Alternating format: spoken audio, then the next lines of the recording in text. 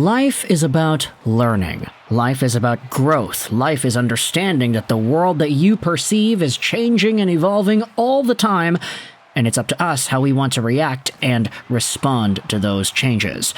I actually learned quite a few things today when looking up the material for this video, because I stumbled across this article on TVA Sports that was interesting enough that I wanted to dive into and talk about, but also just reading up more about the player, understanding what he is about, understanding his game, and understanding his situation, it kind of got me more intrigued than ever before. Because today, we're going to be talking about Yanni Gourde. Yeah, kind of rhymed, right? So, we're talking about the Seattle Kraken forward and the idea of him getting traded to the Montreal Canadiens, courtesy of an article on TVA.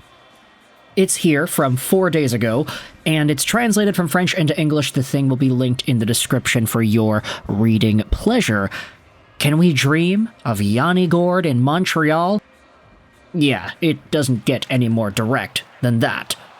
But let's go out there and read the article. Let's talk about Yanni Gourde as a player, go over his profile as well. Actually, let's do the profile first because I feel like that's a little bit more procedural, if that's the right word. Yanni Gourde is 32 years old, 1991 born, 5'9", 176-pound left-handed center winger from, I'm not even going to try to pronounce that, from Quebec, we'll just say. He's making $5.16 million a year till the end of 2024-2025. And when I stumbled upon his Elite Prospects page, I was like, really? He's making that much money? $5.16 million a year for Yanni Gourde? What the hell did he do to get that contract? And then I looked and I saw, wait a minute, he's been making this money since 2019-20. He was making $1 million a year from 2017 to 2019, but starting in 2019-20, he was making that $5.16 million AAV contract. So what gives? Why was he making that much money, and where has he gone since then? Well, it's because if you look at Yanni Gourde in his first full NHL season, he put up astounding numbers. He had 64 points in 82 games played, 25 goals and 39 assists. If you do the math, 2017-18 was 7 years ago? Yanni Gourde was 25 years old, so smack dab in the middle of his prime, who had just graduated from the Syracuse Crunch system. He had a 60-point year in the National Hockey League, and unfortunately, he was never able to replicate that point production.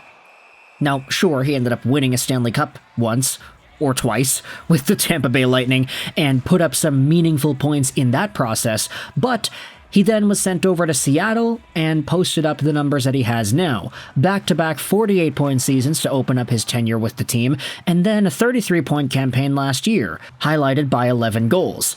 This season, though, Yanni Gourde has yet to score. He's got 3 assists in 12 games. He is a -3. And if you look at the overall numbers here, I mean, Gourde has been getting some shots and some hits. He plays with pace. He's also been getting some minutes. But the 3 assists that he had gotten in this season's worth of play were all at the beginning of the year. He had scored 3 assists in 5 games and then went pointless for the next 7.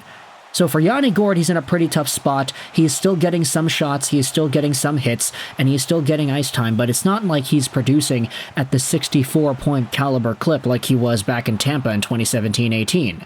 Now, making this amount of money, the question is open as to whether or not he could be traded elsewhere, and the Montreal Canadiens are entering as an option, according to TVA Sports. Can we dream of acquiring Yanni Gourde in Montreal? Renaud Lavoie dreams about it. According to the TVA Sports journalist, negotiations for a contract extension between Gourde and the Kraken have still not started. It's not in the organization's DNA, Lavoie said during his segment on the Daily JIC show on TVA Sports. If there's no agreement, it's a transaction that'll occur in his case at the deadline. Essentially saying if he's not signed by the deadline, then the Kraken will trade him. Easy conclusion there. And it is this possibility that excites Renaud Lavoie, since we must expect veterans to leave the organization in the near future. I would like that, Lavoie admitted bluntly. You're probably going to lose Dvorak and Armia. Bergevin's old clique is going to leave the organization and you're going to have to replace them. The Habs will have to find a way to attract players of character, players who have already won the Stanley Cup.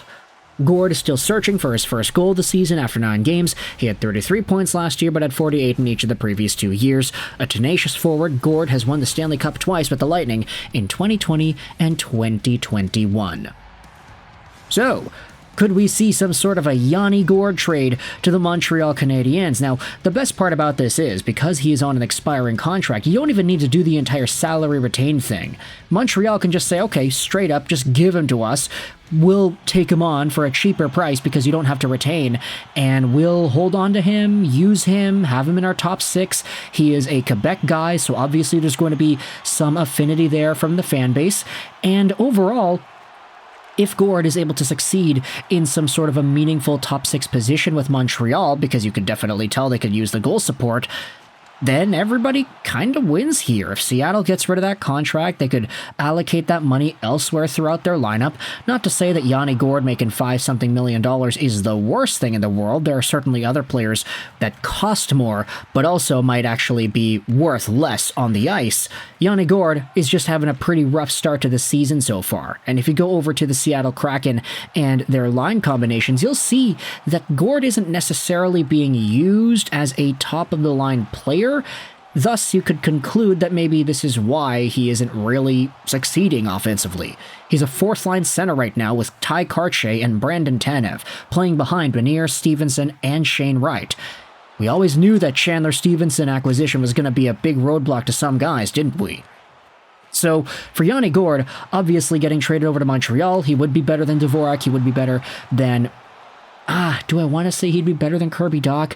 I mean, he's a 4th-line guy, right? So obviously his season so far wouldn't really be in that territory, but I'm kind of thinking, like, if Yanni Gourde is able to get back into gear, and he's a 30, 40 even point player from here on out to the rest of the season, I do kind of question how easily it would be for him to overtake some of the other guys in the Montreal Canadiens forward core.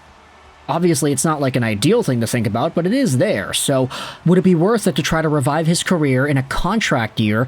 Let's say re-sign him for cheap, go the old Josh Anderson route, and just kind of ride off into the sunset with this guy. Tenacious player. I think he plays the way that Martin St. Louis would like. He's a lot older than, honestly, I thought. Like, when I think about Yanni Gourde, I still think about the guy who had just made his debut with the Lightning like 7 years ago. So it is kind of strange to think about him more so as a veteran who is in the tail end of his career, but obviously French connection, obviously French guy, there will be some conversations that journalists and analysts bring up, which is why I wanted to bring it here onto the channel as well. So if you're a Montreal Canadiens fan, I want you to let me know your thoughts in the comments section below. Firstly, about the idea of acquiring a forward like Yanni Gourde, and secondly, about the price. What do you think it would cost for Montreal to make this kind of a trade? They wouldn't have to retain any salary, right? Am I correct in that, or do you think there would be some sort of a dollar amount held back in order for this to work out in the ways that Kent Hughes would prefer? Let me know your thoughts in the comment section below. If you're a fan of the Habs, what do you think about Yanni Gourde? And if you're a Kraken fan, what are your thoughts on the idea of him getting sent over to Montreal as well? What kind of assets would you want from the Habs for this sort of a deal to go through? Comment section is your floor. It's all there for you, baby. But for now, I hope you enjoyed this video. 99, and bye.